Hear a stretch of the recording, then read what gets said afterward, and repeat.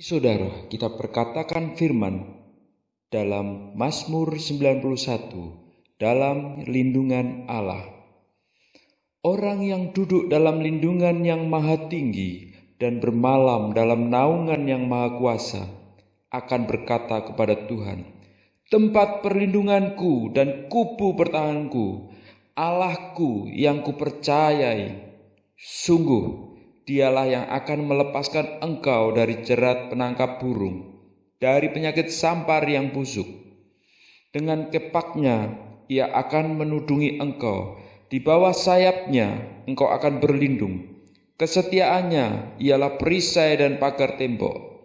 Engkau tidak usah takut terhadap kedahsyatan malam, terhadap panah yang terbang di waktu siang, terhadap penyakit sampar yang berjalan di dalam gelap, terhadap penyakit menular yang mengamuk di waktu petang. Walau 1000 orang rebah di sisimu dan 10.000 di sebelah kananmu, tetapi itu tidak akan menimpamu. Engkau hanya menontonnya dengan matamu sendiri dan melihat pembalasan terhadap orang-orang fasik. Sebab Tuhan ialah tempat perlindunganmu, yang maha tinggi telah kau buat tempat perteduhanmu. Malapetaka tidak akan menimpa kamu, dan tulah tidak akan mendekat kepada kemahmu. Sebab malaikat-malaikatnya akan diperintahkannya kepadamu untuk menjaga engkau di segala jalanmu. Mereka akan menantang engkau di atas tangannya, supaya kakimu jangan terantuk kepada batu. Singa dan ulang tedung akan kau langkahi. Engkau akan menginjak anak singa dan ular naga. Sungguh hatinya melekat kepadaku, maka aku akan meluputkannya. Aku akan membentenginya, sebab ia mengenal namaku. Bila ia berseru kepadaku, aku akan menjawab. Aku akan menyertai dia di dalam kesesakan. Aku akan meluputkannya dan memuliakannya. Dengan panjang umur akan kukenyangkan dia, dan akan kuperlihatkan kepadanya keselamatan daripadaku. Shalom Bapak Ibu Saudara, shalom. Shalom. Apa kabarnya hari ini? Luar biasa, amin. Amin. Amin. Mari sama-sama kita berdoa. Tuhan, terima kasih Tuhan buat anugerah-Mu, buat kasih-Mu, buat kesempatan yang Kau berikan buat setiap kami. Sampai hari ini kami masih bisa beribadah sama-sama memuji dan menyembah-Mu Tuhan. Kami percaya dimanapun kami berada, lawatan Tuhan tetap nyata bagi setiap kami. Amin. Yang siap memuji Tuhan katakan haleluya. Haleluya. Kami percaya Engkau bangkit Tuhan. Kami mau bersorak lebih lagi.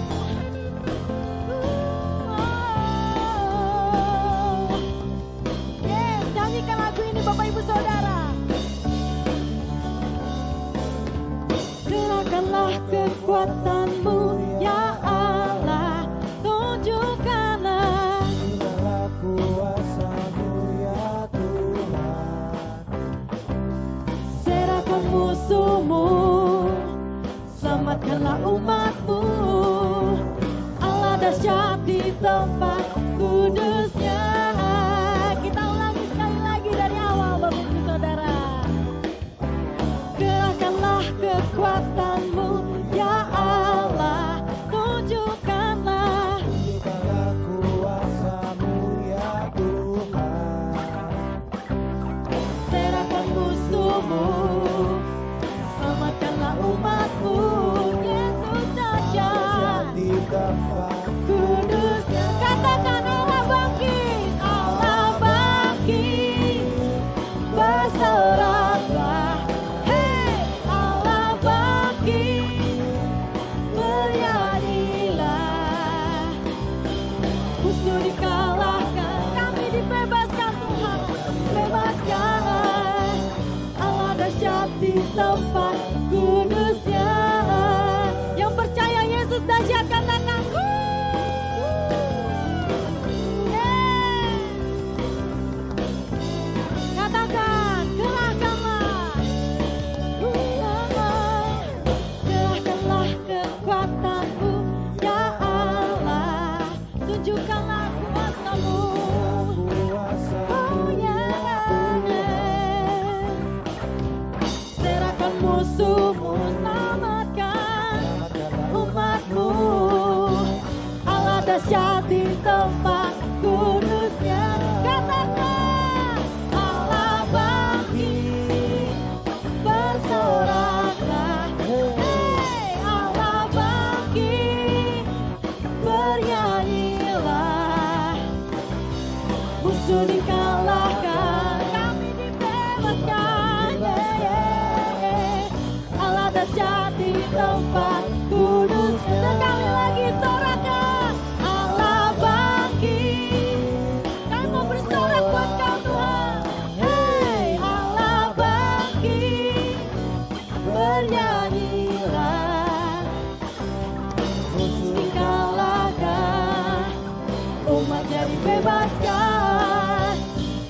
dahsyat. Yes. Bapak Ibu Saudara saja nyanyikan lagu ini. Allah bangkit. Bersoraklah, hei Allah bangkit, bernyanyilah. Musuh dikalahkan, umatnya dibebaskan. Allah dahsyat di tempat kudusnya. Katakan Allah bangkit, bersorak. Allah Bapak Ibu Saudara, Allah bangkit, bernyanyilah. Musuh dikalahkan, umatnya dibebaskan. Allah dahsyat di tempatku. Katakan Allah dahsyat, Allah dahsyat di tempat kudusnya. Allah dahsyat di tempat kudusnya. Kami percaya Engkau Allah yang dahsyat, Engkau Allah yang ajaib bagi setiap kami Tuhan. Kami mau memuji Engkau lebih lagi.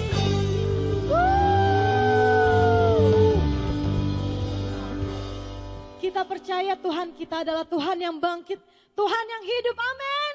Amin. Serukan Yesus, Kau dahsyat.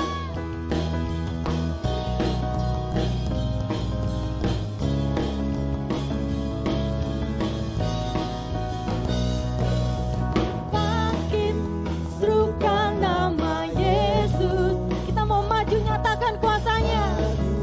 Nyatakan kuasanya. Kita buat iblis gemetar Bapak Ibu Saudara. Iblis gemetar, kalahkan tipu dayanya dengan kuasa namanya. Bangkit, bangkit, serukan nama Yesus. Maju, nyatakan kuasanya. Kita buat iblis gemetar, iblis gemetar, kalahkan tipu dayanya dengan kuasa, dengan kuasa nama Yesus. Nama Yesus, menara yang kuat. Nama Yesus, kota benteng yang teguh. Nama Yesus, kalahkan semua musuh. Nama Yesus di atas segalanya. Haleluya. Bilur-bilur kuasa-Mu Tuhan menyembuhkan kami. Mujizat-Mu masih ada bagi setiap kami. Bangkit, serukan nama Yesus. Kami mau menyerukan nama Engkau Tuhan sepanjang hidup kami. Kita buat iblis gemetar, kalahkan tipu dayanya dengan kuasa namanya. Bangkit, bangkit, serukan nama Yesus. Maju, kuasanya. Apa Bapak Ibu Saudara? Buat iblis gemetar, kalahkan tipu dayanya dengan kuasa namanya. Nama Yesus, nama Yesus. Tempat Bapak Ibu Saudara. Nama Yesus, kota benteng yang teguh. Nama Yesus, kalahkan semua musuh. Nama Yesus di atas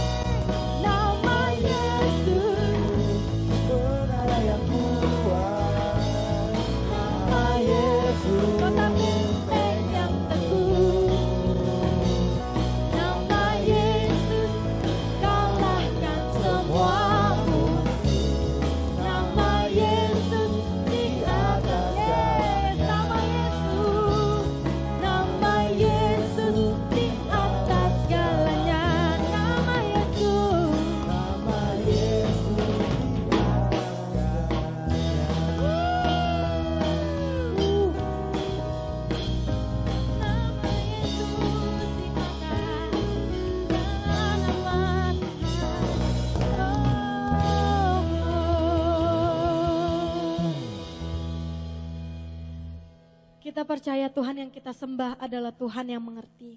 Dia Allah yang peduli atas kehidupan setiap kita. Mari siapkan hati kita Bapak Ibu Saudara. Nyanyikan lagu ini. Banyak perkara yang tak dapat ku mengerti. Mengapakah harus terjadi di dalam kehidupan? Ya, satu perkara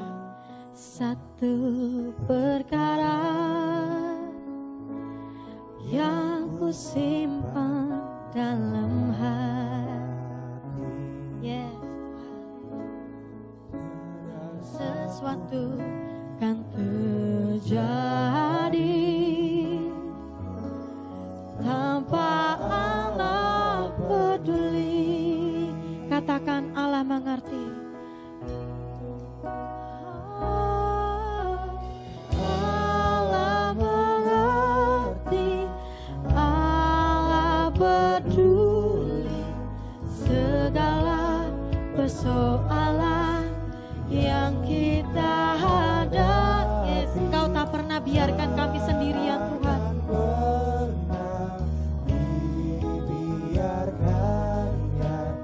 Ku bergumul sendiri sebab Allah mengerti.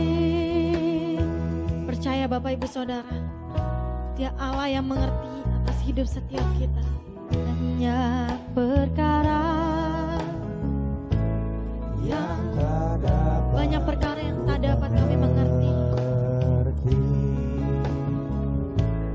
Mengapakah harus terjadi di dalam kehidupan ini? Satu perkara yang ku simpan dalam hati. Tiada satu pun yang terjadi tanpa seizin Tuhan, tanpa Dia peduli, tanpa Allah peduli. Katakan Allah mengerti, Allah mengerti, Allah peduli segala persoalan yang engkau hadapi. Tak akan pernah dibiarkannya.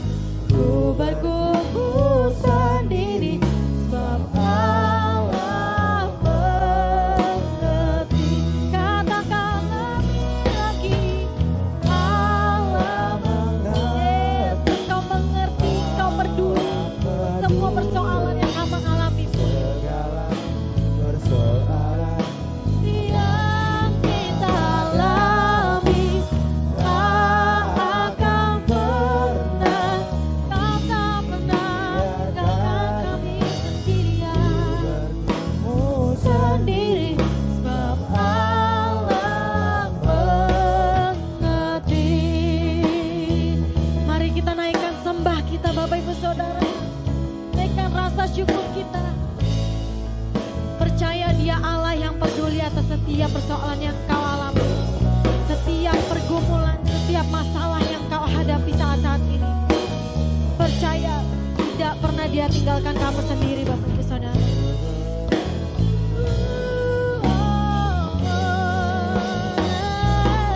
Haleluya. Kami mau sembah Engkau seluruh hidup kami.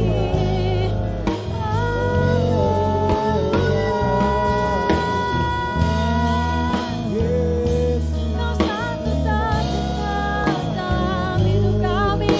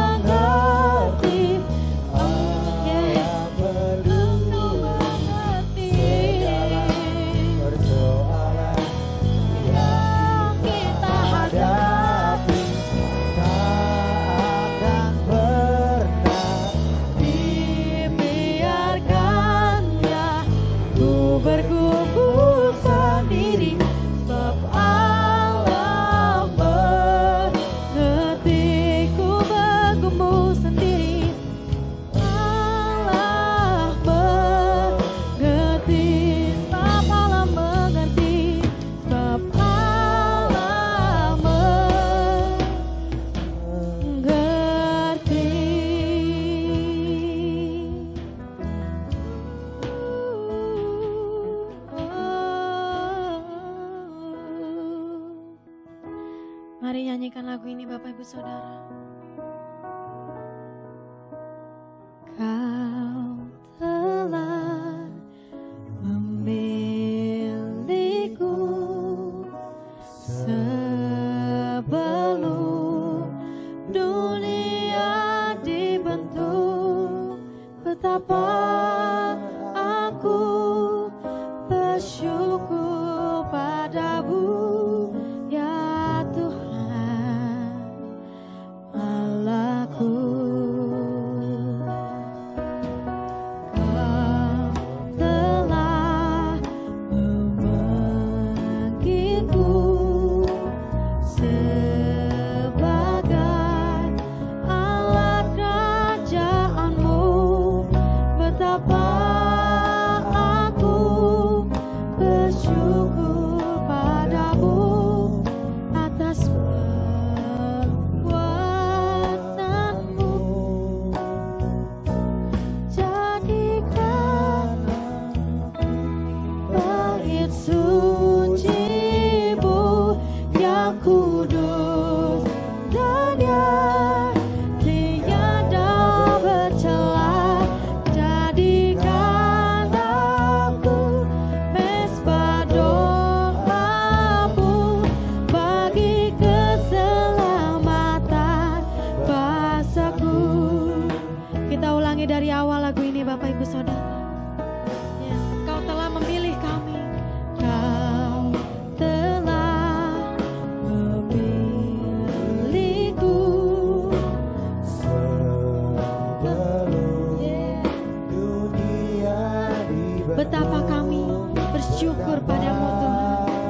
aku bersyukur padamu Ya Tuhan Allahku, Allah kami satu-satunya. Engkau telah memanggil kami semua sebagai alat kerajaan-Mu Tuhan. Betapa aku bersyukur padamu atas perbuatanmu. Jadikan aku bait suci-Mu yang kudus dan yang tiada bercela. Jadikan aku mesbah doa-Mu bagi keselamatan bangsaku. Jadikan aku Tuhan, jadikan aku, jadikan kami bait suci-Mu Bapa dan yang tiada bercela. Jadikan kami mesbah doa-Mu bagi keselamatan keluarga kami, keluarga bangsa kami. Oh haleluya. Jadikan aku, yes, jadikan lagu ini dengan segenap hati kita Bapak Ibu Saudara. Dan yang tiada bercela. Jadikan aku mesbah doa-Mu bagi keselamatan bangsaku.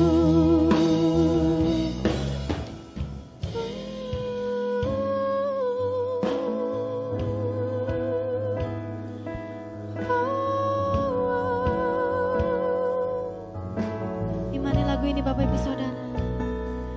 Jadikan Bapak Ibu Saudara saja. bait suci-Mu yang kudus dan yang tiada bercela. Jadikan aku mesbah doa-Mu bagi keselamatan bangsaku, bagi keselamatan keluargaku.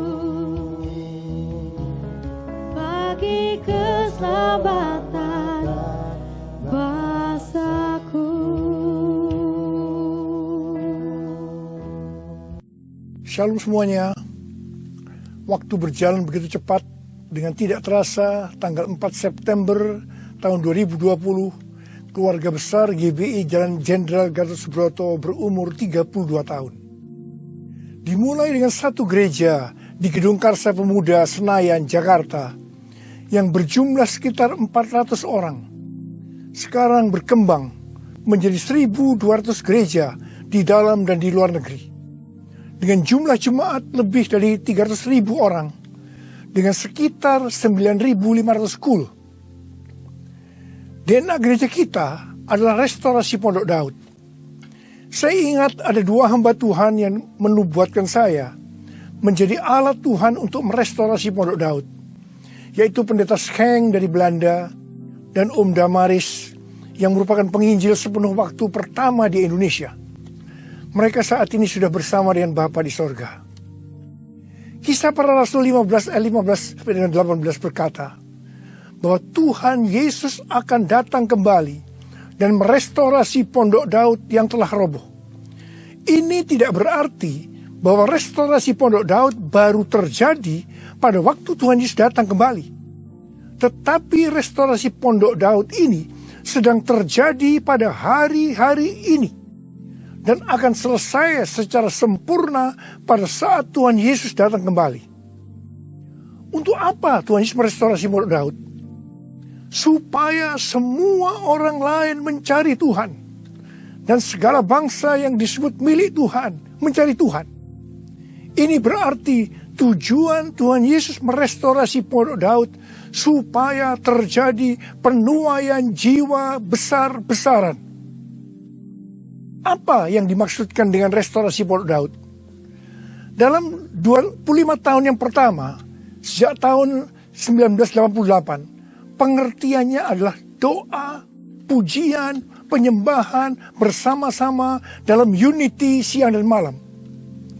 Dalam 25 tahun yang kedua, pengertiannya adalah prajurit-prajurit Tuhan yang gagah perkasa, yang mempunyai gaya hidup berdoa, memuji dan menyembah Tuhan dalam unity siang dan malam, dan melakukan kehendak Tuhan pada zaman ini. Jadi, hari-hari ini, di tengah pandemi COVID-19, yang sedang direstorasi adalah kita-kita, yaitu saudara dan saya, supaya menjadi prajurit-prajurit Tuhan yang gagah perkasa, yang artinya menjadi pemenang. Untuk menjadi pemenang, maka yang pertama, gaya hidup kita adalah berdoa, memuji dan menyembah Tuhan dalam unity siang dan malam. Artinya, kita harus hidup intim dengan Tuhan. Kita sekarang sedang direstorasi untuk menjadi lebih intim dengan Tuhan.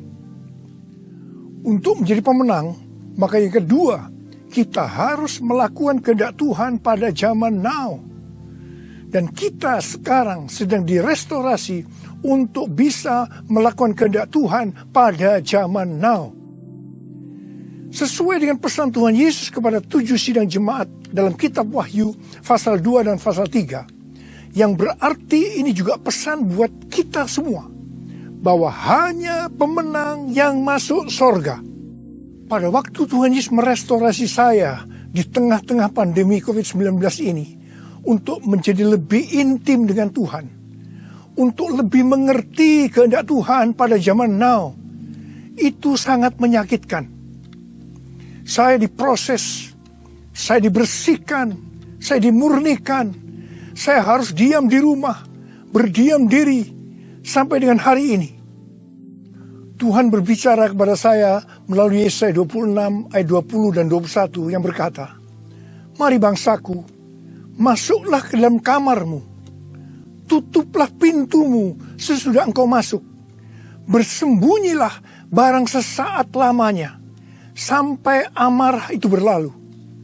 Sebab sesungguhnya Tuhan mau keluar dari tempatnya untuk menghukum penduduk bumi karena kesalahannya, dan bumi tidak lagi menyembunyikan darah yang tertumpah di atasnya, tidak lagi menutupi orang-orang yang mati terbunuh di sana."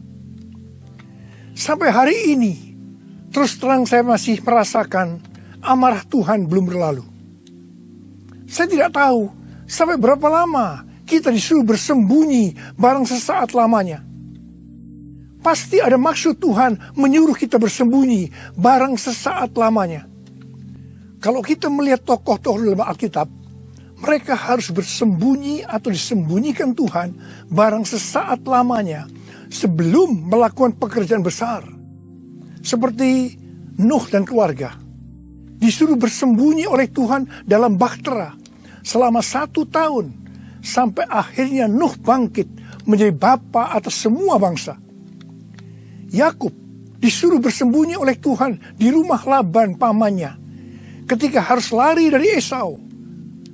Tetapi 20 tahun kemudian Yakub bangkit dengan keluarga yang baru, kekayaan baru, identitas baru. Dia menjadi Israel, yaitu nama baru untuk umat pilihan Tuhan. Yusuf disembunyikan oleh Tuhan dari usia 17 sampai 30 tahun. Perbudakan dan penjara yang dia jalani menjadi sekolah di mana Tuhan mempersiapkan Yusuf menjadi orang kedua di Mesir setelah Firaun. Musa disembunyikan Tuhan di padang gurun selama 40 tahun. Dan akhirnya Musa tampil untuk membebaskan bangsa Israel dari Mesir. Daud disembunyikan Tuhan selama 15 tahun setelah dia diurapi menjadi raja Israel. Ketika Daud akhirnya naik takhta, dia telah menjadi orang yang berkenan di hati Tuhan. Elia disuruh bersembunyi oleh Tuhan di tepi sungai Kerit. Setelah itu dia sendirian menghadapi seluruh Nabi Baal di Gunung Karmel. Yunus disembunyikan Tuhan dalam perut ikan selama 3 hari 3 malam.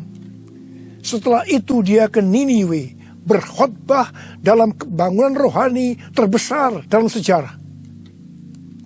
Murid-murid Tuhan Yesus disuruh bersembunyi oleh Tuhan di kamar loteng Yerusalem selama 10 hari. Sampai Roh Kudus dicurahkan secara luar biasa. Mereka dipakai untuk melakukan amanat agung. Penuaian jiwa besar-besaran terjadi. Paulus disembunyikan oleh Tuhan di tanah Arab dan di Damsyik selama 3 tahun. Ketika dia kembali, dia dipakai Tuhan secara luar biasa dan menjungkir balikkan dunia. Paulus juga disembunyikan Tuhan di dalam penjara Romawi. Ketika dibebaskan, Paulus sudah menyelesaikan surat penggembalaan Efesus, Filipi, Kolose, dan Filemon. Rasul Yohanes disembunyikan Tuhan di Pulau Patmos, di mana kitab Wahyu, kitab nubuatan terbesar sepanjang masa, dituliskan, dan sekarang itu diberikan kepada kita. Akhirnya, yang paling luar biasa, Allah menyembunyikan Tuhan Yesus. Dia tinggal di dalam rahim bumi selama 3 hari. Dan pada hari ketiga, Tuhan Yesus bangkit dan membawa keselamatan bagi seluruh umat manusia. Saya percaya, setelah kita, yaitu saudara dan saya, taat waktu disuruh bersembunyi barang sesaat lamanya, meskipun kita akan mengalami hal-hal yang tidak enak, kebosanan, perasaan takut, khawatir, putus asa. Tetapi pasti setelah itu ada berkat, kuasa, pengurapan double portion yang Tuhan Yesus sediakan. Haleluya! Kedepan ini, Tuhan akan memakai setiap kita sesuai dengan rencananya. Untuk itu, Tuhan menyembunyikan kita barang sesaat lamanya.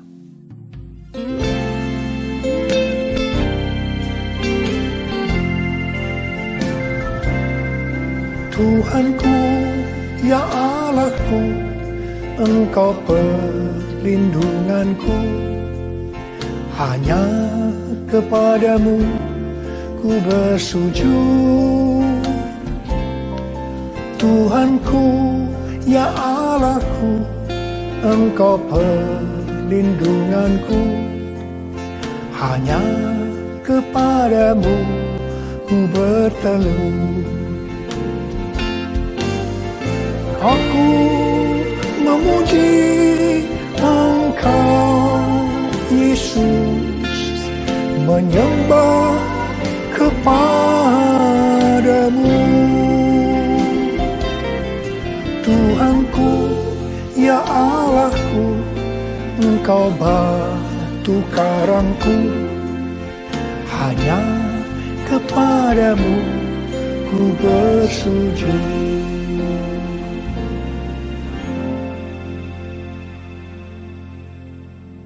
Tadi dikatakan, untuk menjadi pemenang, maka ada dua hal yang harus dilakukan.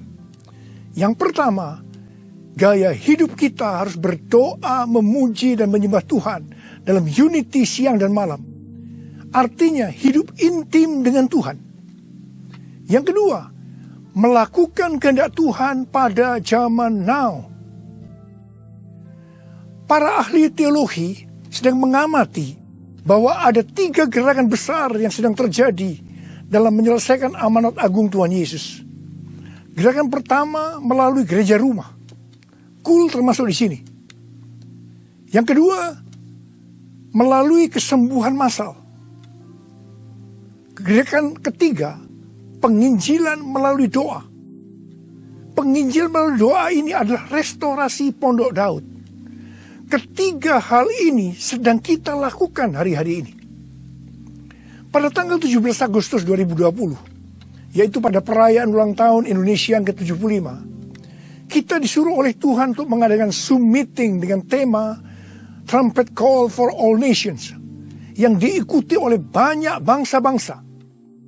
Pada waktu itu Tuhan menyampaikan pesan bahwa trompet Tuhan sedang berbunyi untuk memanggil umatnya, bangsa-bangsa, untuk berdoa.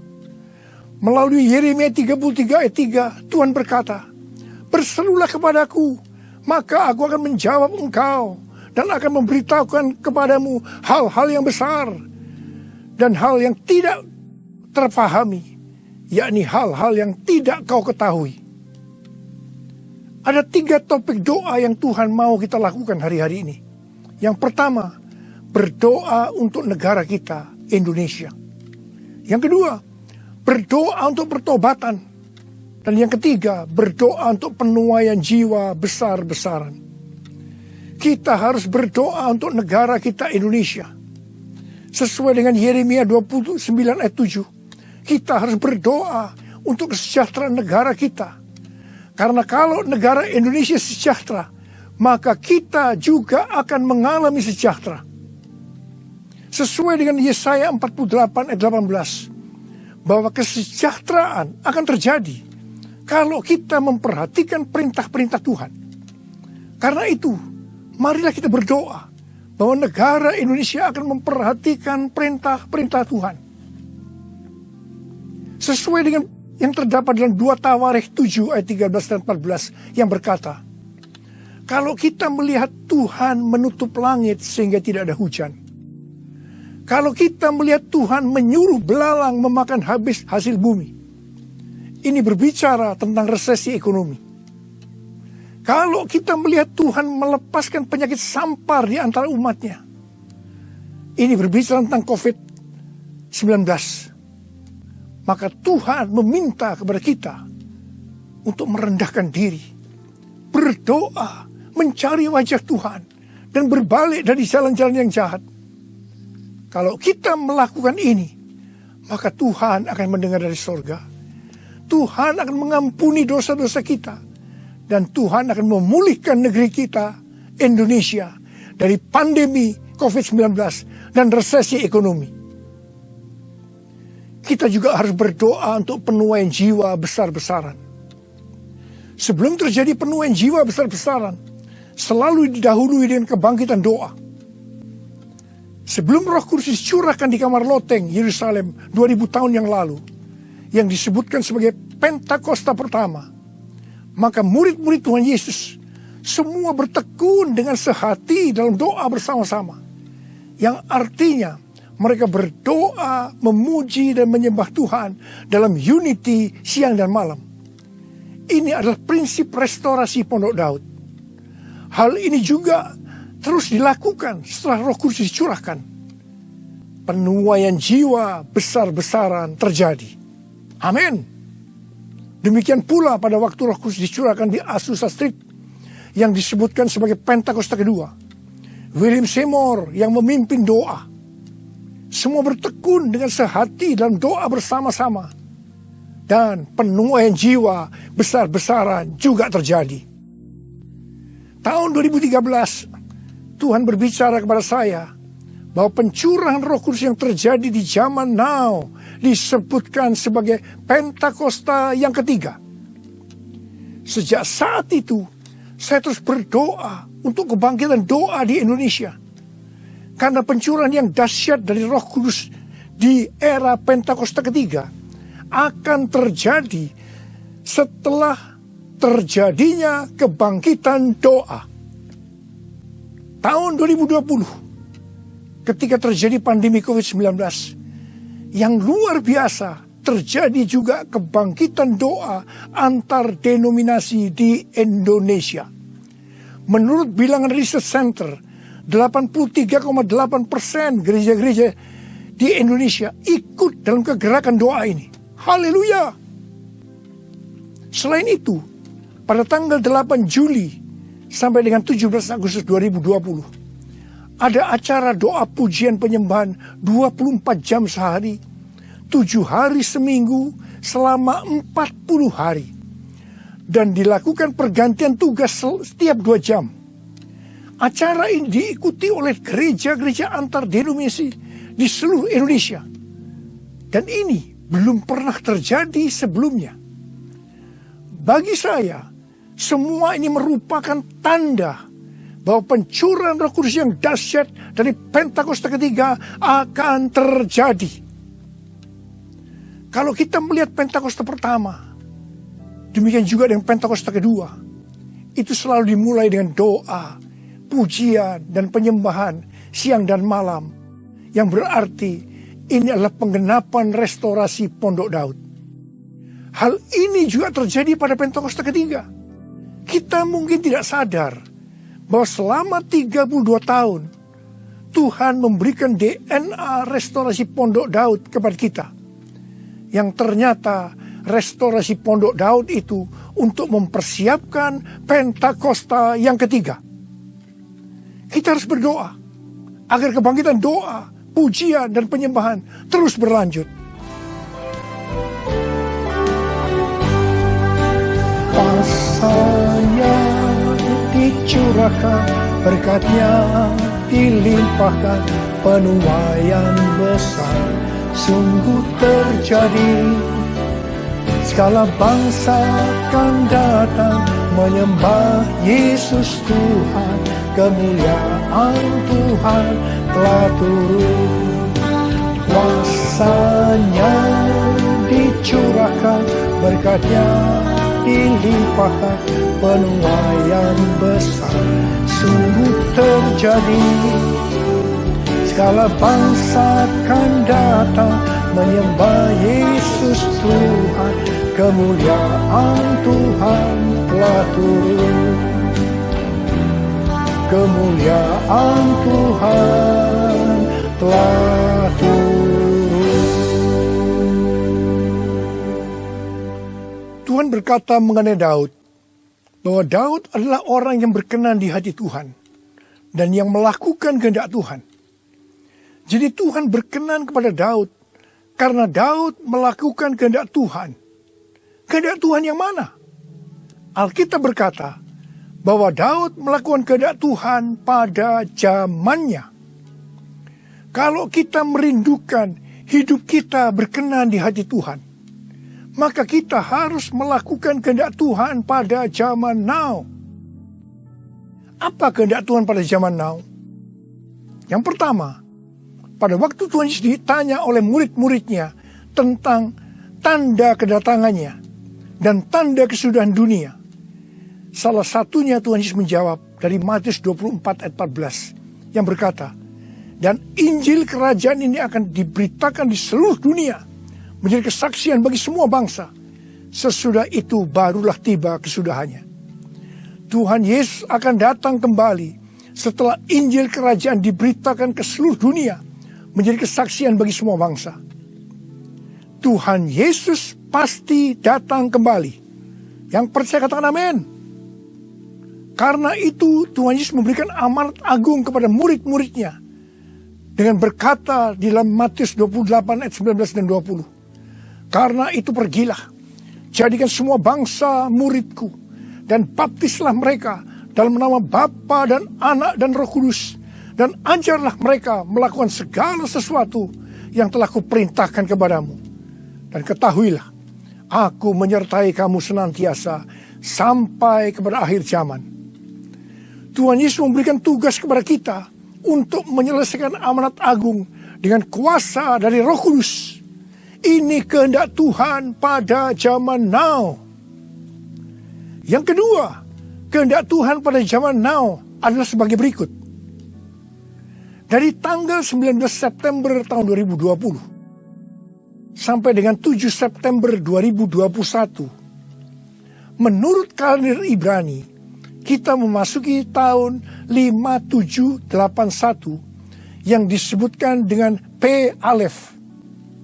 P Alef artinya 81. P menggambarkan sebuah mulut, di mana peranan mulut adalah untuk memuji, meninggikan, mengucap syukur kepada Tuhan, melepaskan berkat, bukan dipakai untuk berbicara hal-hal yang kotor, gosip, porno, kepahitan, menjalikan orang lain, hoax, dan lain-lain.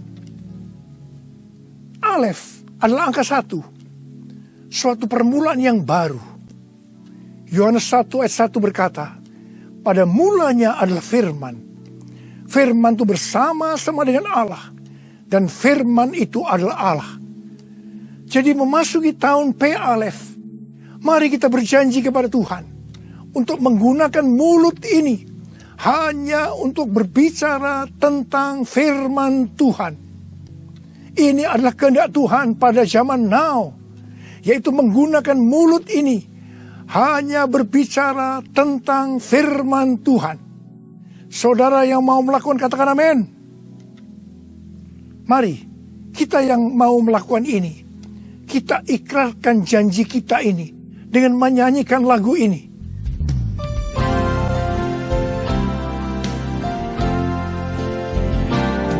Mulutku penuh dengan pujian kepadamu ya Yesus Tuhan. Sepanjang hari ku beri penghormatan kepadamu ya Allahku. Mulutku penuh dengan pujian kepadamu ya Yesus Tuhan. Sepanjang hari ku beri penghormatan kepadamu ya Allahku. Kepadamu ya Allahku. Urialala syarala bala bala bala bala. Urialala bara bara bara bara bara bara bara bara. Urialala bara bara bara bara bara bara bara bara bara.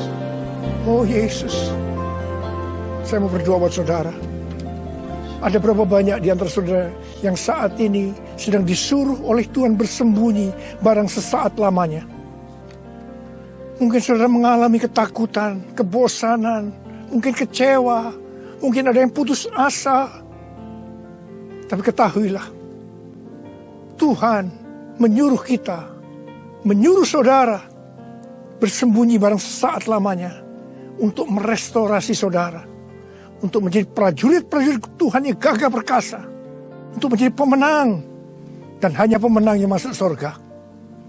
Tuhan, berikanlah damai sejahtera-Mu buat anak-anak-Mu Tuhan.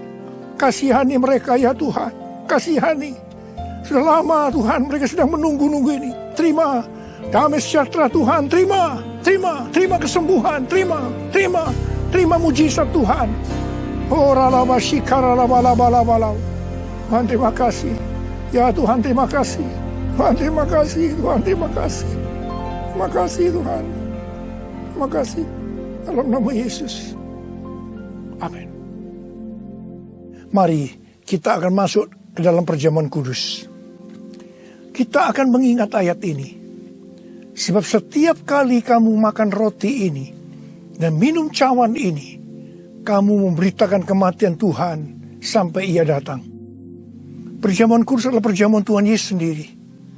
Setiap kali kita masuk dalam perjamuan kudus, Tuhan Yesus selalu berkata, biarlah ini menjadi peringatan akan daku.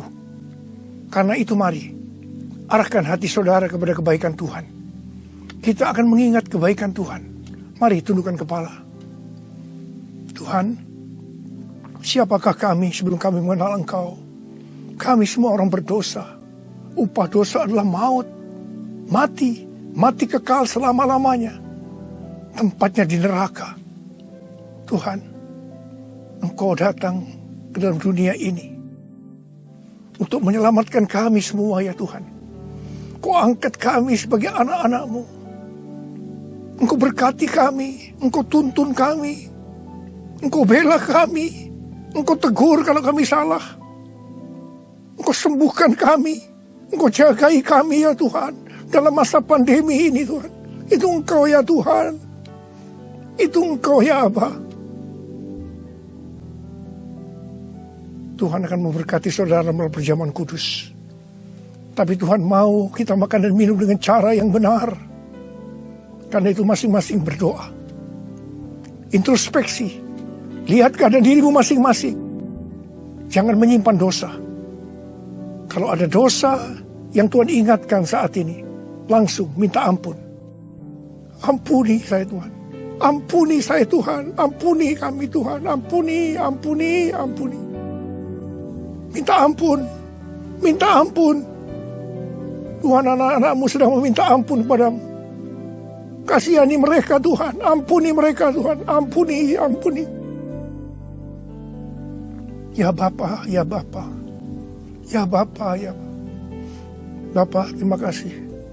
Kami akan masuk dalam perjamuan kudus dengan hati yang penuh ucapan syukur. Dalam nama Yesus kami berdoa. Amin. Mari, angkat roti di tangan kanan saudara tinggi-tinggi. Sebab apa yang telah kuteruskan kepadamu telah aku terima dari Tuhan.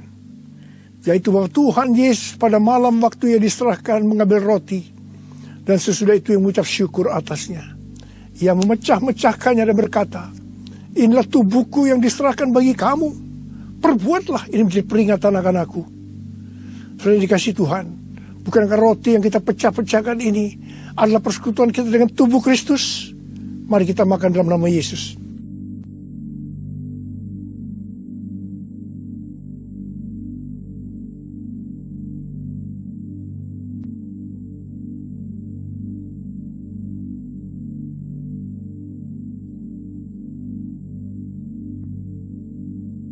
Mari, angkat cawan di tangan kanan saudara tinggi-tinggi.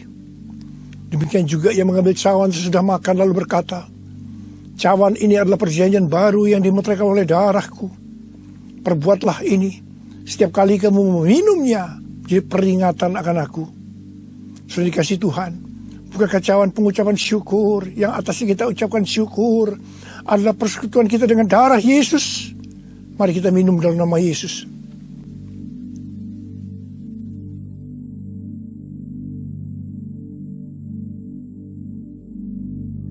Mari, angkat tangan saudara. Ucapkan syukur dengan suara. Jangan diam. Tuhan terima kasih. Tuhan terima kasih. Kami bersyukur ya Tuhan. Buat kebaikan-Mu ya Tuhan. Kami bersyukur ya Tuhan. Kami bersyukur ya Aba. Kami bersyukur. Terima kasih ya Tuhan, terima kasih. Terima kasih Yesusku. Terima kasih Yesusku. Puji syukur hanya bagi Tuhanku. Terima kasih Yesusku.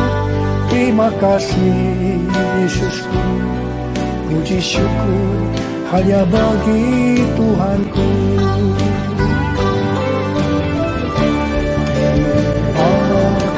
kasih Yesusku, terima kasih Yesusku. Puji syukur hanya bagi Tuhanku. Terima kasih Yesusku, terima kasih Yesusku. Puji syukur hanya bagi Tuhanku. Puji syukur hanya bagi Tuhanku. Puji syukur hanya bagi Tuhanku.